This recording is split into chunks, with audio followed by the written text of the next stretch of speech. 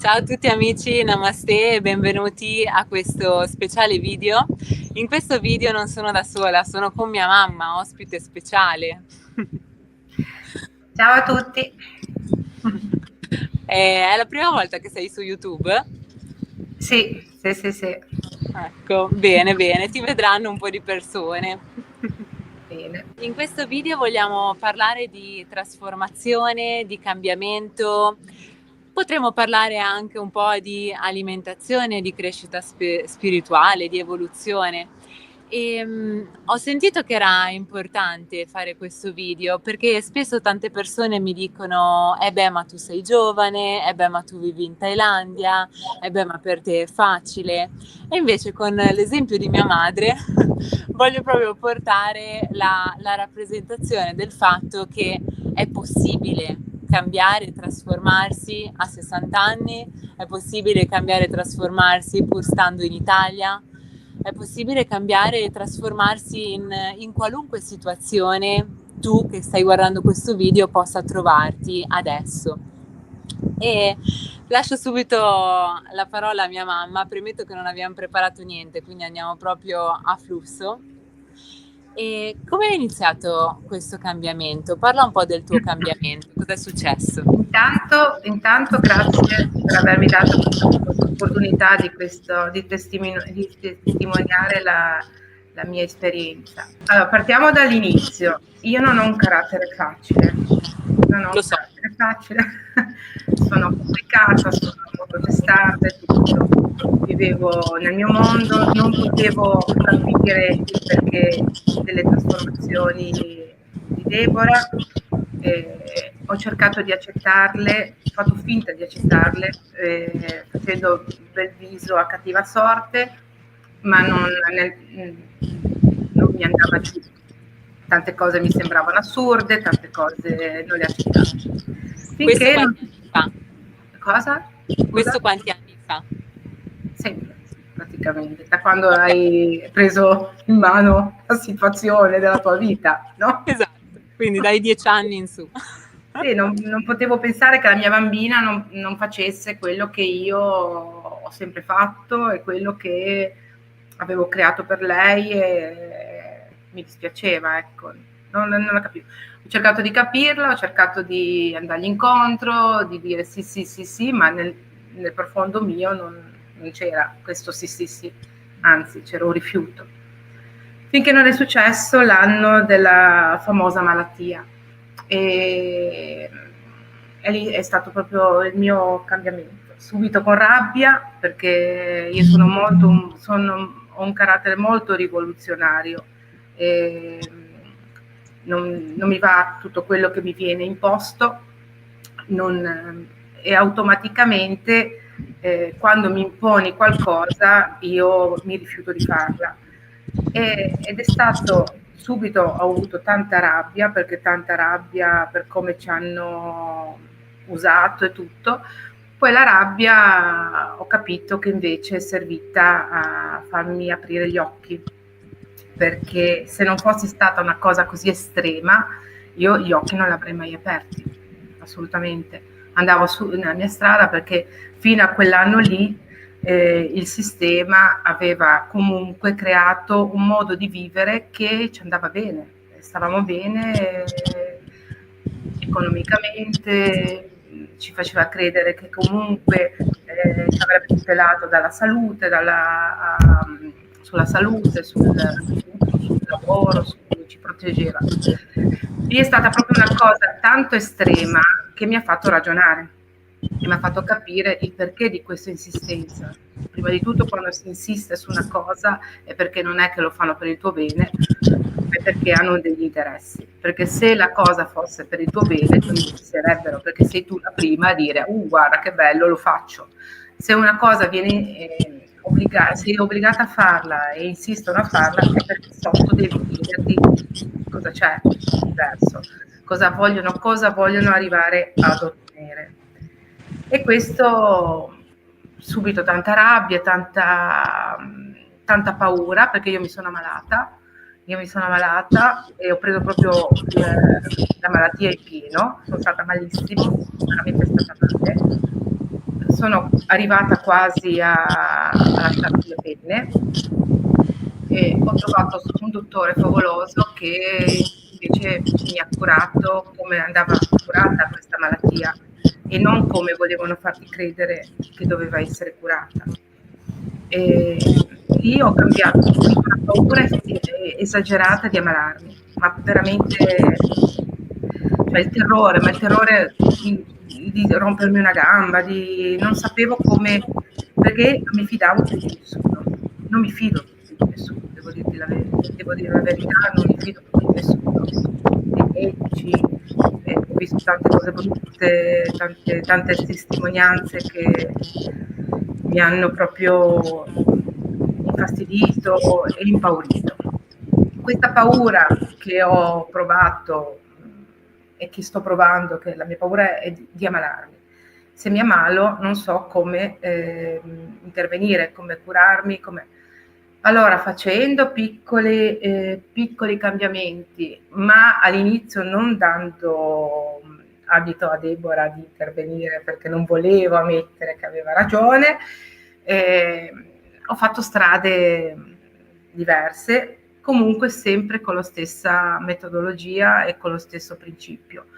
Sono andata da dei ragazzi dottori, medici, perché non tutti i medici sono, grazie a Dio, fanno parte del sistema, ci sono dei medici che veramente tanto di cappello e sono veramente persone da tenere in considerazione.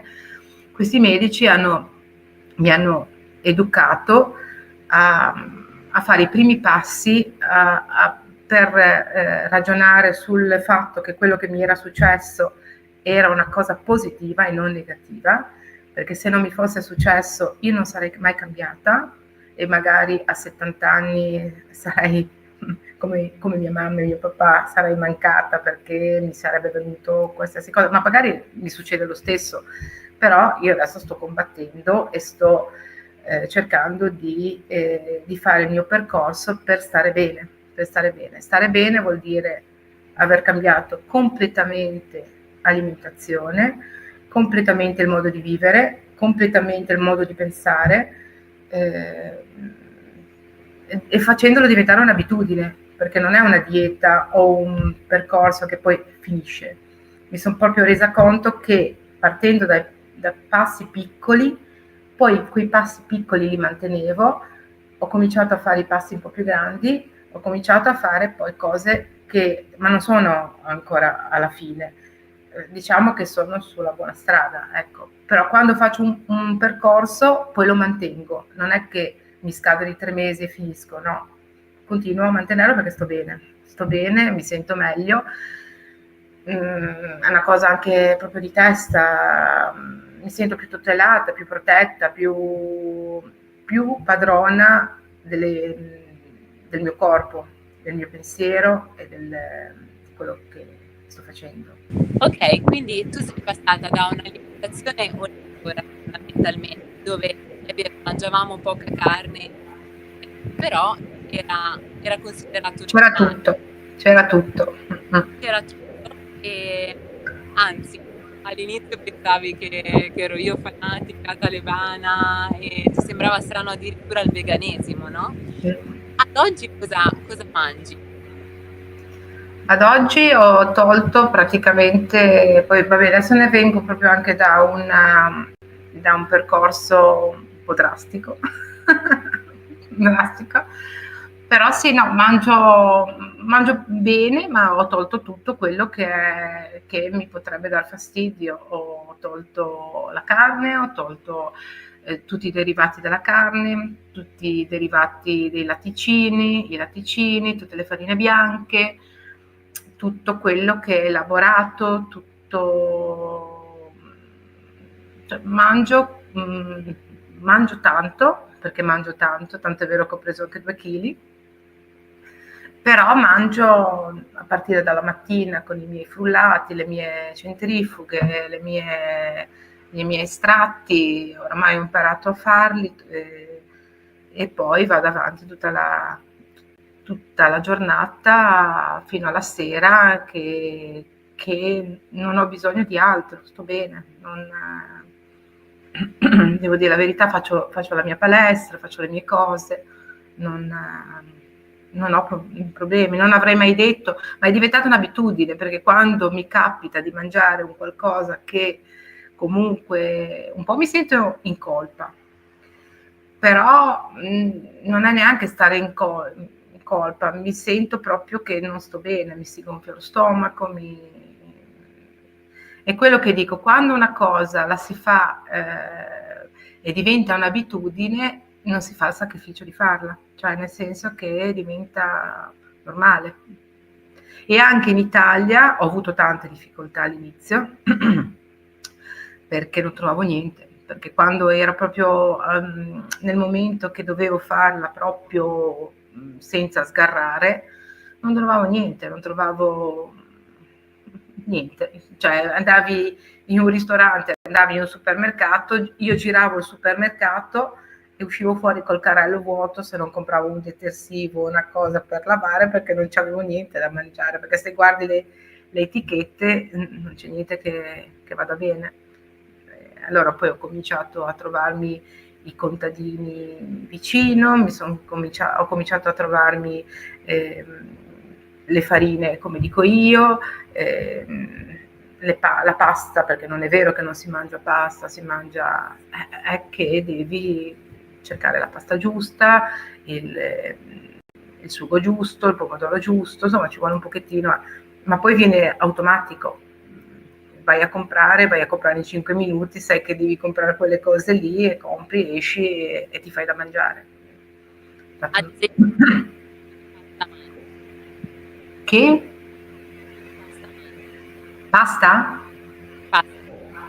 Allora, io mangio solo grano saraceno, perché ultimamente mangiavo anche il farro, poi però ho letto che comunque il farro il glutine lo contiene e ho voluto toglierlo il più possibile, perché se posso il glutine vorrei toglierlo, però non è, cioè il farro va benissimo, l'avena va benissimo, sono comunque grani, il grano saraceno non è un grano, non è parte di Sì. un'altra famiglia. Però sono tutti che poi se vai a cercare proprio anche il vino che le fa, cioè sono anche cose buone, non è che poi è una scelta tua. Io preferisco il grano saraceno perché sto meglio. Puoi mangiare la polenta, il mais, che comunque è buono, è dolce, tutto quello che è derivato dal mais, però cioè, Quindi fondamentalmente ad oggi hai un'alimentazione vegana che ha levato tutti gli zuccheri e i prodotti raffinati, la sì. farina bianca, tutti quei prodotti Il pieni di... zucchero completamente, sì. Come ti senti a livello energetico, emotivo e interiore da quando hai cambiato questa alimentazione? No, io sto meglio, sono anche meno arrabbiata. Io faccio un'attività molto complicata, perché sono un'imprenditrice, gestisco un negozio con tanti dipendenti e, e arrivavo a fine mese non stressata di più, con le mie paure, le mie ansie, le mie... Ora non è che non ce le ho sempre, però dormo la notte e sono tranquilla, più rilassata, mi arrabbio molto meno. Mi arrabbio molto meno, anche perché comunque ho cambiato a dare i valori della mia vita, ma perché ho fatto anche un percorso su di me, su me stessa. Oltre all'alimentare, ho fatto anche un percorso su me stessa molto importante, dove ho cambiato proprio i miei valori, i miei obiettivi e sono uscita fuori da quel percorso con altri valori, sono entrata con valori che pensavo fossero importanti per me, sono uscita con tutt'altro, con altri valori completi. E al mattino ringrazio che stiamo tutti bene, che ho una famiglia meravigliosa, che tutto quello che ho bisogna imparare a ringraziare. L'importanza della gratitudine. Ringrazi perché non tutti sono così fortunati, no? Assolutamente. E come è cambiato il tuo pensiero? Perché all'inizio del video dicevi non riuscivo a capire quello che faceva Deborah, sia da adolescente che poi quando sono venuta qua a stare in Thailandia. Ad oggi come lo vedi questo percorso che hai avuto? Non sono mai stata normale. No, io sono molto orgogliosa. Partiamo dal presupposto che io sono molto orgogliosa dei miei figli. Tutte e due. Hanno fatto due strade diverse, perché hanno fatto due strade proprio completamente diverse, una opposta all'altra, ma comunque con carattere. Perché sia uno che l'altro si sono opposti al regime, si sono opposti a tutto quello che veniva proposto. Dicono, Deborah fuori dall'Italia, Luca in Italia, che è ancora più complicato perché ha un bambino, perché va a scuola, perché comunque si confronta tutti i giorni con la realtà nostra che è comunque brutta, è comunque difficoltosa. Ci sono posti del mondo che è ancora peggio, perché almeno noi ancora abbiamo la possibilità di fare delle scelte. Invece in altre parti del mondo non si possono fare queste scelte qua. Però sono orgogliosa perché ragionano con la loro testa, perché comunque portano avanti un loro principio e questo mi rende una mamma veramente orgogliosa. Ci sono amici, in questo periodo ho eliminato tantissimi amici, tantissime persone, perché non la pensano come te e non vuoi neanche discutere, perché comunque è inutile far ragionare persone che non hanno voglia di ragionare, cioè devi parlare con i tuoi simili, con quelli che comunque la pensano come te, primo perché ti fai meno nervoso, secondo perché ti confronti e terzo perché devi comunque dire agli altri quello che stai facendo, lo puoi dire a gente che ti vuole ascoltare, ma chi non ti vuole ascoltare è meglio che vada per la propria strada, no?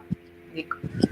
E questo comunque vederlo sui miei figli e rendermi conto che comunque anche se io non riuscivo a capirlo prima di tutto questo, comunque gli ho trasmesso comunque la cosa di poter ragionare con la loro testa. Quello lo dovete ammettere che comunque, cioè, perché comunque io non vi ho mai imposto niente, cioè niente.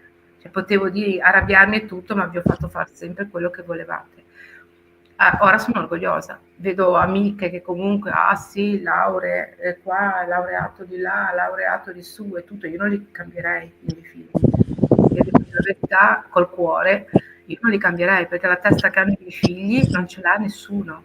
Non ce n'ha nessuno, laureati, grandi, no?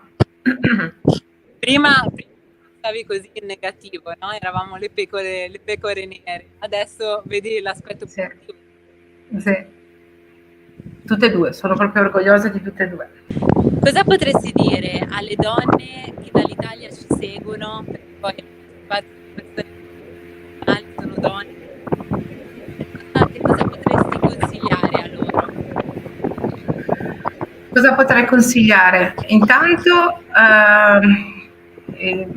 come stanno? Perché tanto la prima domanda da fare è come stanno, perché se stanno bene io non ho da consigliare niente. Se invece provano comunque perché ho imparato anche ho imparato anche a capire anche le persone, cioè se ognuno basta che stiano bene, che comunque vedono bene la vita e tutto, non puoi intrometterti, cioè ognuno è libero di fare quello che vuole. Se invece hanno comunque delle problematiche, comunque stanno male con se stessi, comunque gli sta stretto il modo di vivere, si sentono non bene, tutto, cosa consiglio? Consiglio di fare dei percorsi, cominciare da, come ho fatto io, con piccoli percorsi, cominciare a documentarsi, a parlare con le persone che comunque ti piace parlare, perché poi lo senti subito. Quando una persona ti dà un'energia positiva, lo senti subito, ti fermi a parlare. Quando una persona non... ma io oramai lo faccio con i clienti. Cioè io oramai non riesco a vendere a dei clienti che hanno un'energia che mi dà fastidio, cioè mi sono selezionata anche i clienti e mi è servita, io non ho più problemi, perché con i clienti, anche se c'è un ritardo, cioè, nessuno si arrabbia più, non, perché mi sono già selezionata i clienti, sono entrata in un mood work, in un modo di essere che comunque c'è un rispetto, c'è una consapevolezza che comunque siamo tutti lì per lavorare e non per far cose sbagliate, perciò è servito anche per quello, a stare meglio anche sul lavoro. I dipendenti, in giro di 1 anno e mezzo io ho cambiato tutti, perché mi intestivano, perché c'era un'energia negativa, ma non perché erano persone sbagliate loro, perché non erano in sintonia con me, persone buonissime, persone che io comunque stimo e tutto, ma non potevano stare vicino a me perché mi davano energie negative che io non potevo andare avanti col lavoro, stavo male, ecco, perciò ho dovuto cambiare anche quello. Ma viene tutto automatico, perché viene tutto automatico, basta lavorare su se stessi e più che altro su se stessi, perché capire cosa hai tu dentro, che noi siamo degli iceberg, cioè quello che vediamo è la punta, quello che è tutto sotto non lo vediamo neanche noi, ma è il sotto che è quello che ti porta nella corrente giusta, no? E devi farlo uscire fuori, capirlo, perché nessuno è sbagliato, perché possiamo avere il proprio carattere, nessuno è sbagliato. Capire il perché di quelle origini, perché sicuramente ci sono delle cose che ti hanno inculcato nella testa, la famiglia, come hai vissuto, che ti hanno dato tanto affetto, perché io comunque ho avuto dei genitori che mi hanno dato tanto affetto, però nella loro semplicità hanno sbagliato tante cose, nel senso che come ho sbagliato io con i miei figli, tornassi indietro con la consapevolezza di adesso farei diverso, ma visto che indietro non si può andare, no? Come mi insegni, si vive il presente e si vive meglio, no? Sì, che poi alla fine non c'è neanche niente di giusto o sbagliato, alla fine sono soltanto delle esperienze, Infatti. conseguenza di credenze, di condizionamenti, di tutto quello che ci è stato trasmesso. Come dice lui, siamo vittime di altre vittime. Certo. Sotto un certo aspetto, sotto un altro aspetto in realtà siamo poi anche noi a creare la nostra realtà, e anche per il discorso di legge dello specchio.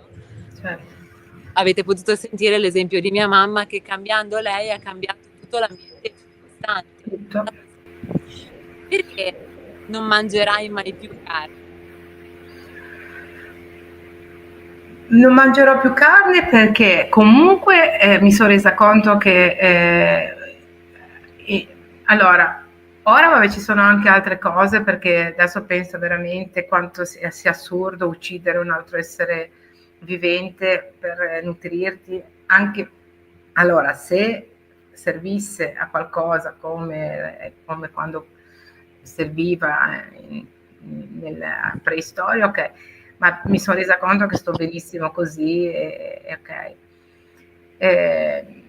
Non mangio più carne perché poi se inizi a non mangiarne senti persino l'odore, cioè ti dà fastidio, è come se tu quando ti tagli senti l'odore del sangue, quando ti trovi che fanno una grigliata o una cosa, senti proprio l'odore, è come se la tua pelle bruciasse sotto un ferro, sotto il ferro.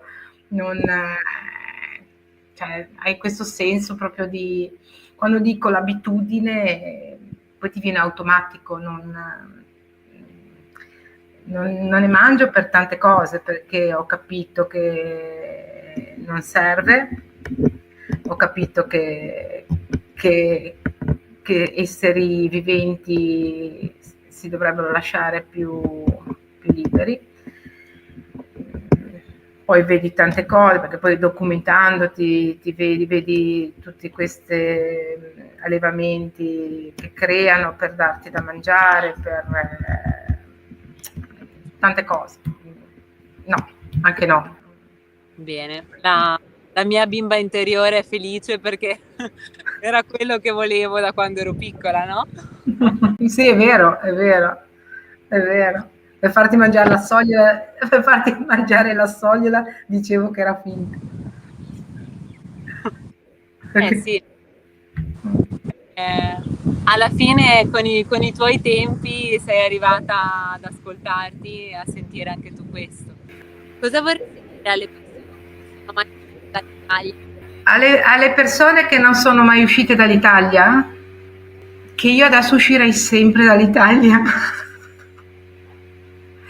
Perché, vabbè, a parte la Thailandia, che comunque è proprio il contrario di tutto, cioè è proprio vivere completamente diversamente da come siamo abituati a vivere qui, perché da ogni cosa, dalle persone, dall'atmosfera, perciò l'Oriente secondo me è comunque completamente diverso da come siamo abituati a vivere. Perciò è un'esperienza, l'ho fatta positiva, perché comunque c'eri tu, perché c'era Eric, perché comunque l'ho vissuta anche per un momento per starvi vicine e tutto.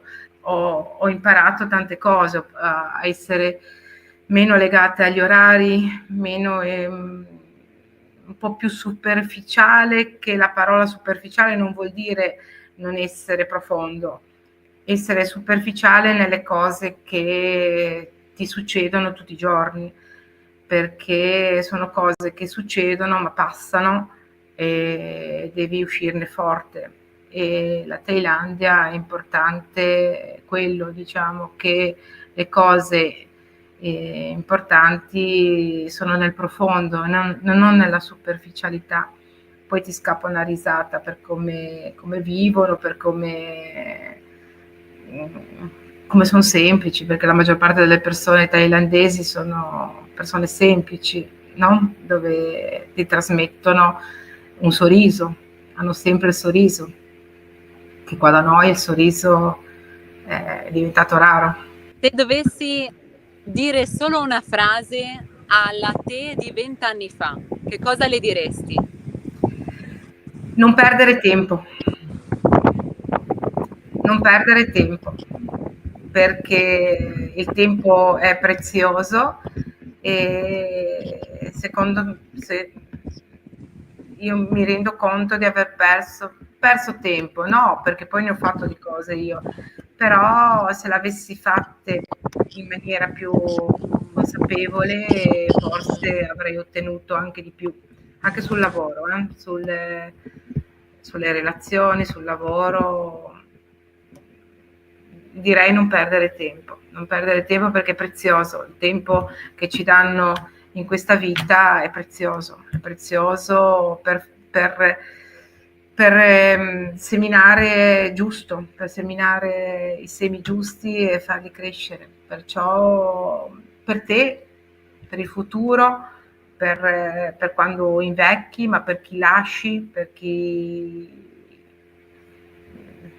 viene dopo di te, cioè in tutti i rami, cioè nella famiglia, sul lavoro, sulla società, nella natura, cioè qualsiasi cosa, cioè il perdere tempo in cose superflue o in cose inutili, tra virgolette, fa sì che ti lasci l'amaro in bocca.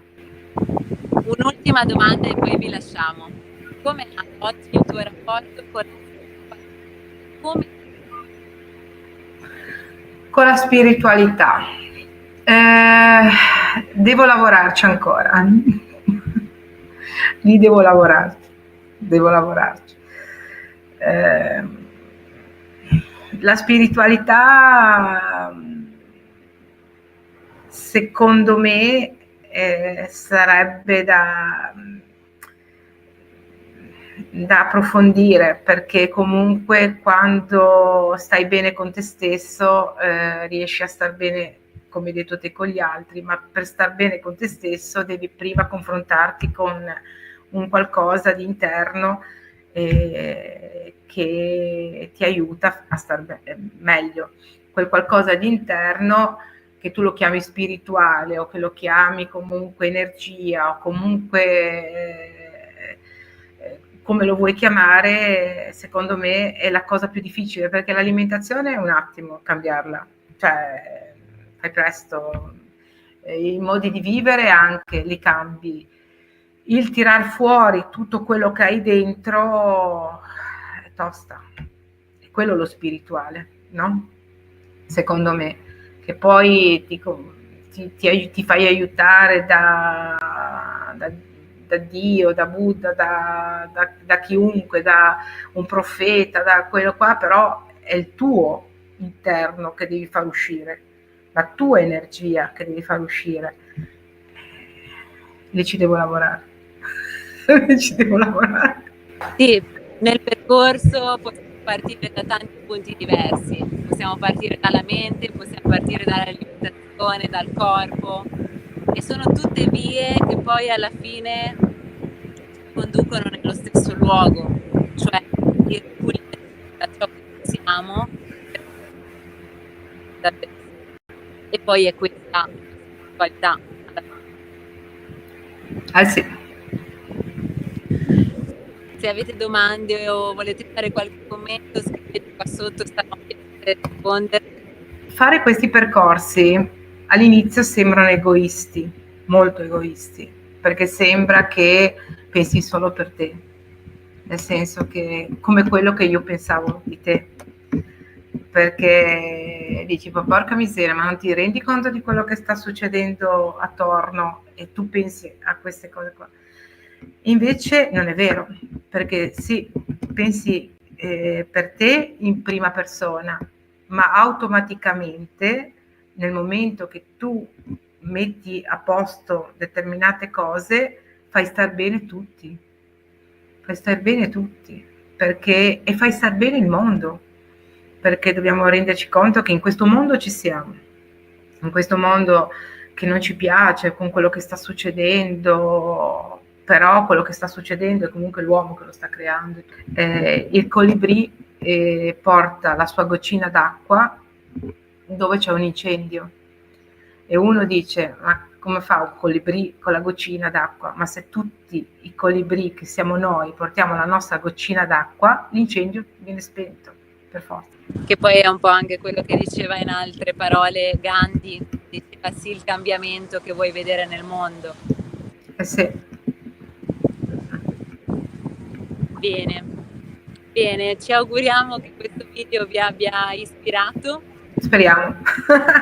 Grazie per avermi ascoltato e vi auguro ogni bene. Un abbraccio a tutti, namaste. Ciao.